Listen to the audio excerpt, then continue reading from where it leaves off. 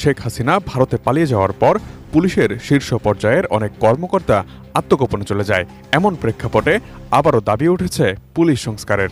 ইতোমধ্যেই পুলিশ সংস্কার কমিশনের প্রধান হিসেবে সফররাজ চৌধুরীর নাম ঘোষণা করেছে অন্তর্বর্তীকালীন সরকার। এরপর থেকেই পুলিশের সংস্কারে ফের শুরু হয়েছে তৎপরতা। এরই মধ্যেই জাপানের অনুকরণে এই সংক্রান্ত একটি সংস্কার প্রস্তাব পাঠানো হয়েছে সরকারের উচ্চ পর্যায়ে। পুলিশের বিশেষায়িত ইউনিটের একটি টিম এই প্রস্তাবটি পাঠিয়েছে। দেশের প্রথম সারির একটি জাতীয় দৈনিক এ ব্যাপারে প্রতিবেদনও প্রকাশ করেছে। কাঠ ও পিভিসি ম্যাটেরিয়ালের সংমিশ্রণে তৈরি আধুনিক আরএফএল উডিডোর, কাঠের চেয়েও কঠোর। সেই প্রতিবেদন অনুসারে প্রস্তাবে বলা হয়েছে পুলিশ চলবে ন্যাশনাল পাবলিক সেফটি কমিশনের অধীনে। এই কমিশনের অধীনে থাকতে পারে সরকারের গুরুত্বপূর্ণ অন্যান্য দপ্তরও। পাবলিক সেফটি কমিশনের অধীনে থাকলেও পুলিশের জন্য থাকবে জাতীয় পুলিশ কমিশন। প্রধানমন্ত্রী কখনোই এই কমিশনের উপর